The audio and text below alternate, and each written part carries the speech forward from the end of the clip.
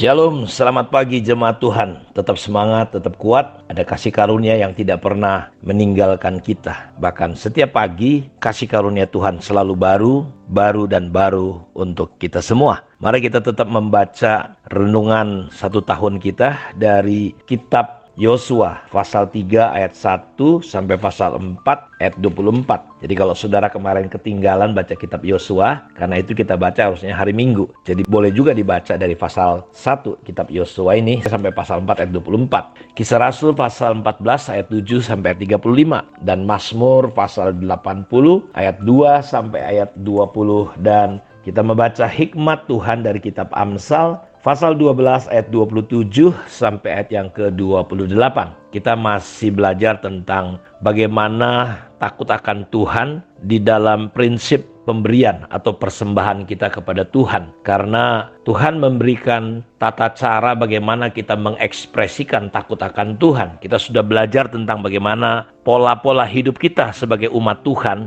dalam mengaplikasikan takut akan Tuhan, termasuk dalam masalah persembahan. Dan kita belajar ini supaya kita punya gambaran lengkap, baik, bagus, benar, sehingga kita di dalam persembahan kita, di dalam memberi kepada Tuhan, tidak lagi dengan cara-cara atau sikap-sikap yang salah. Karena takut akan Tuhan adalah sebuah sikap hormat, sikap yang menghargai sungguh-sungguh. Dan kita sudah belajar kemarin bahwa ketika bangsa Israel disuruh mempersembahkan persembahan, baik itu buah sulung atau persembahan apa saja, baik itu perpuluhan, mereka harus melakukannya dengan benar, dengan tepat. Ketika orang-orang di khususnya Kain dan Habel, kita tahu bahwa Kain ditolak Tuhan karena persembahannya. Bahkan di zaman Musa, bagaimana ada orang coba mempersembahkan api yang lain, itu langsung dibunuh. Ketika Besaleel dan Aholiab, saudara-saudaraku, yang khususnya mereka yang membawa mesbah, atau maksud saya mereka membawa waktu di zaman Daud, membawa tabut perjanjian itu, jadi nggak sembarangan memang. Dan ketika mereka coba menyentuh, mereka dibunuh mati.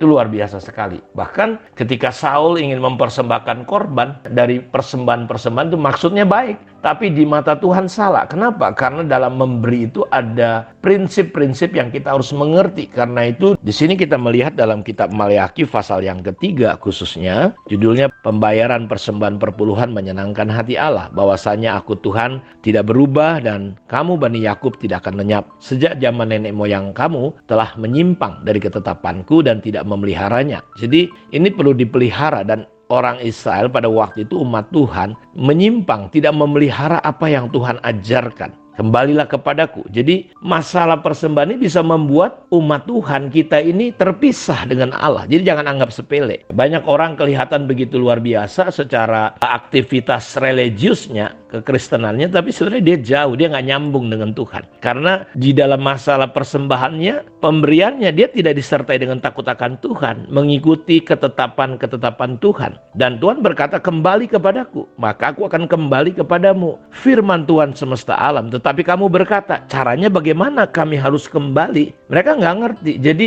mereka melakukan sesuatu yang mereka juga nggak tahu. Tanpa sadar mereka sudah terpisah. Tuhan tanya, boleh nggak manusia tipu Allah? Namun kamu menipu aku. Dan mereka berkata, dengan cara bagaimana kami menipu engkau? Mengenai persembahan persepuluhan. Dan persembahanku, jadi kita bisa menipu Tuhan karena persembahan. Saya nggak cerita tentang perpuluhan, tapi ini tentang persembahan. Bisa membuat kita, saudaraku, menipu Tuhan, terpisah dengan Tuhan. Bahkan mendatangkan, kamu telah kena kutuk, tetapi kamu masih menipu aku. Kamu seluruh bangsa. Bawalah seluruh persembahan persepuluhan itu ke dalam rumah perbendaharaan supaya ada persediaan makanan di rumahku. Dan ujilah aku firman Tuhan semesta alam, apakah aku tidak akan membukakan bagimu tingkap-tingkap langit dan mencurahkan berkat kepadamu sampai berkelimpahan. Aku akan menghardik bagimu belalang pelahap supaya jangan dihabisinya hasil tanahmu dan supaya jangan pohon anggur di padang tidak berbuah bagimu. Firman Tuhan semesta alam, maka segala bangsa akan menyebut kamu berbahagia sebab kamu ini akan menjadi negeri kesukaan. Firman Tuhan semesta alam. Apa yang dikatakan dalam kitab Ulangan 26 ayat terakhir itu, ayat 19,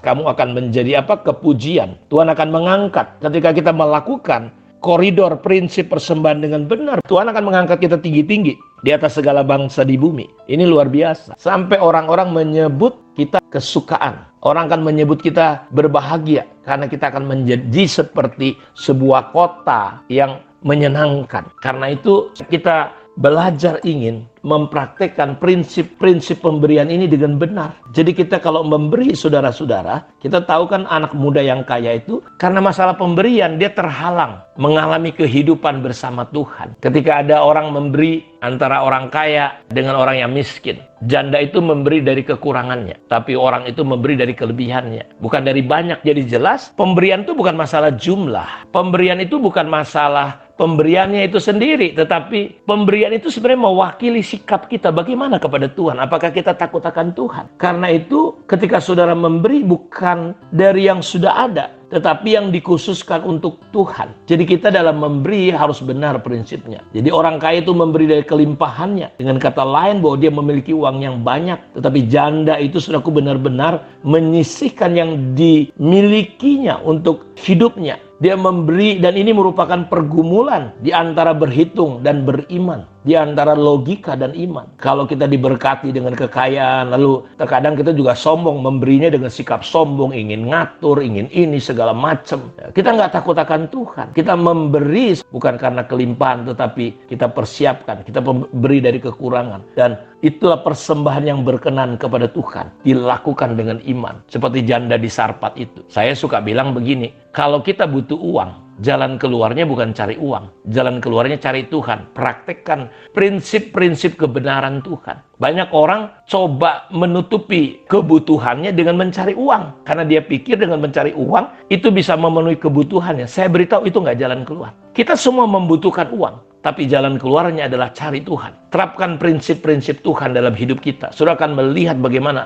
campur tangan Tuhan. Seperti contohnya janda di Sarpat itu. Ketika Elia datang, ibu bikinkan aku, berikan aku sedikit minum. Ketika wanita ini ingin mengambil air, dia berkata, ibu berikan aku makan, berikan aku roti. Dan pada masa itu air sangat sulit loh saudara. 3,5 tahun tidak turun hujan. Dan janda itu berkata, demi Tuhanmu yang hidup, aku nggak punya apa-apa selain sedikit minyak, sedikit tepung. Ku bikin jadi roti kecil, aku bagi 2, setelah itu aku mati. Jadi jelas kondisi wanita ini akan mati karena dia nggak punya apa-apa lagi. Tapi Elia berkata, dahulukan. Dan saudara, kita mencatat sampai musim paceklik selesai, minyaknya nggak habis, tepungnya tidak habis, dan itu luar biasa. Dan janda itu memberi dari kekurangannya. Jadi kita belajar yang kedua bahwa kita memberi sama Tuhan bukan siapa pemberinya, tapi bagaimana sikap kita di dalam memberi. Sehingga kita belajar betul-betul sikap kita dalam memberi. Semakin hidup kita diberkati, semakin tantangannya gede, kita tergoda untuk hitung-hitungan dengan Tuhan, untuk kita menjadi sombong, untuk kita coba, saudaraku, mengatur persembahan kita.